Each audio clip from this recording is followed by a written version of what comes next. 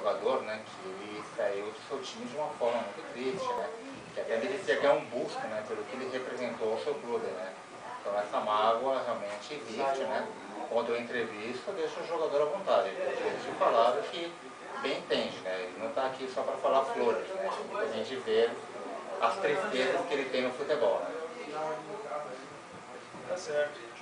O pessoal aqui no chat comentando bastante o futebol de todos os tempos. O Belmiro falando que o futebol, o FTT valoriza principalmente o fair play, a amizade, inclusive esse é o lema.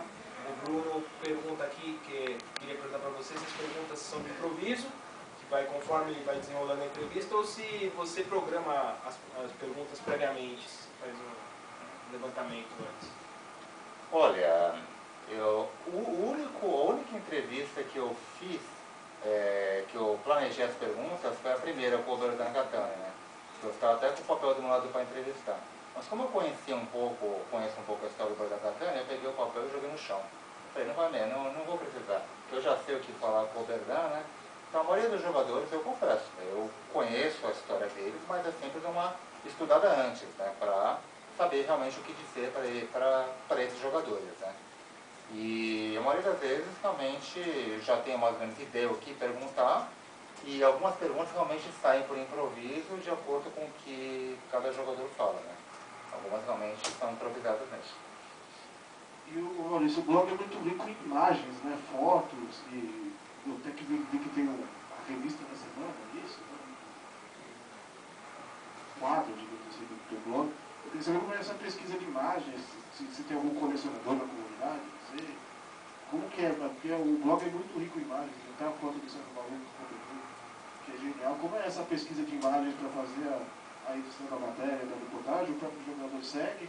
Ou tem algum colecionador? Você coleciona? Você, como que é isso? Bom, no caso assim, eu praticamente no blog, a minha função mais é comentar o que está sendo postado, fazer a entrevista, aí feita essa entrevista eu mando para o e-mail do Bruno, né, e o Bruno mesmo publica no blog, né. Quem faz essa parte aí dessa semana é justamente o dono do blog, que é o Bruno, né, que ele pode até também no chat comentar sobre como é feita essas pesquisas, né, ele que faz, né, e ele faz isso de uma forma do qual o blog não fique sempre na mesma rotina, né, somente de matérias e entrevistas, né, ele tem esses dois temas, né. No caso, a revista Semana, né? As próprias entrevistas também tem um tema, que é o craque disse, e eu anotei, né?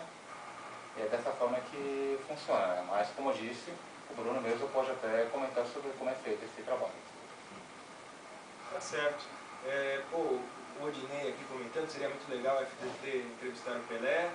O pessoal aqui comentando sobre a Tatuzinha. Bruno pergunta assim, se você já entrevistou o Ronaldo Giovanelli, ex-goleiro do Corinthians. Você já pensou em entrevistar ele, o Ronaldo? Sim, eu já pensei em entrevistar o Ronaldo, sim. Né? Por sinal, tem um amigo meu, Eduardo Verdasca, né, que ele já participou de 2 entrevistas minhas, né? O Ademir Taguiri fez algumas perguntas no final, a do Wilson, ele teve uma participação maior, né? E o irmão dele ele trabalha na Rede TV, né? Então eu já entreguei meu cartão para o irmão dele, né? E quando o Ronaldo quiser, estou à disposição. Tá certo. Olha aí, bem, só lembrando que o endereço é ftt-futeboldetodoostempos.blogspot.com, o endereço aí que o Maurício Sabará e o Bruno fazem esse trabalho genial aqui com ex-atletas, ex-jogadores que muitas vezes não são lembrados por seus clubes. Bem, vamos só falar aqui também, destacar que o Maurício também entrevistou o seu Ieso Amalfi, uma figura interessantíssima do futebol paulista, que jogou com o Heleno de Freitas no Boca Juniors, jogou com o Leônidas no São Paulo, né? Acho que o jogador mais antigo que você entrevistou foi o Ieso, né? Não, foi o Oberdan, mas o Ieso é um dos também quase da mesma geração, né? Exatamente. O Ieso Amalfi realmente foi um jogador dos anos 40, né? Jogou no São Paulo de Leônidas, né? O Ieso Amalfi, ele sabia várias escalações de cabeça. Ele falou de cabeça para mim times do River Plate, do Boca Juniors, né? Ele teve a honra de jogar com 2 grandes centroavantes na época, né? O caso do Leônidas e o próprio Heleno de Freitas, mais no Boca Juniors, né? Só que o Ieso Amalfi ele é pouco conhecido aqui no Brasil, né? Porque ele jogou pouco tempo no São Paulo, né? Ele nem sequer acho que ele foi campeão em 46, no bicampeonato, né? Pelo São Paulo, campeonato invicto, né? Mas já em 47 ou 48 ele já estava indo jogar no Boca, né? ele jogou na Argentina, no auge do futebol argentino, né? Enfrentou a grande La Máquina do River Plate, né? Depois ele foi jogar no Uruguai, jogou no Peñarol, jogou com o Vitor Varela, com o Gigi, a Mastro, né? Jogou com um pessoal assim. Uma turma muito fraca, né? Uma turma muito fraca, né? E no início de 50 ele jogou alguns jogos pelo Palmeiras, né? Tanto que ele até fez um comentário que eu até nunca tinha ido comentar outra pessoa, dizendo que ele tinha que estar na seleção de 50, né? Porque afinal de contas ele era um jogador de destaque e conhecia bem esses atletas do Uruguai, né? Mas a carreira do Vieira mesmo foi no futebol francês, né? Onde ele jogou muitos anos, foi ídolo lá. Uma pessoa muito legal, foi muito legal a entrevista ao Wilson Moura, tá? Bom, lembrando, né, só lembrar que a gente está sorteando aqui, ó, a revista oficial do Rio Grande de Santa Maria, Coração Verde HT, que é a revista do Rio Grande de Santa Maria. Só mandar e-mail para fatv@altv.com.br e no final do programa a gente fala que levou aí a revistinha do Rio Grande de Santa Maria, que é bem legal, tem o elenco do time, né, fotos do estádio, o periquito lá de Santa Maria, o Rio Grande. Eu queria perguntar para o Maurício, fazendo aí um comparativo do futebol atual com o futebol do passado, o que esses jogadores comentam sobre o futebol da atualidade? O que eles acham? Para eles está mais fácil jogar, mais difícil? O que você sente deles? Não sei se você pergunta isso para eles, se faz parte da entrevista, mas como que eles veem o futebol da atualidade?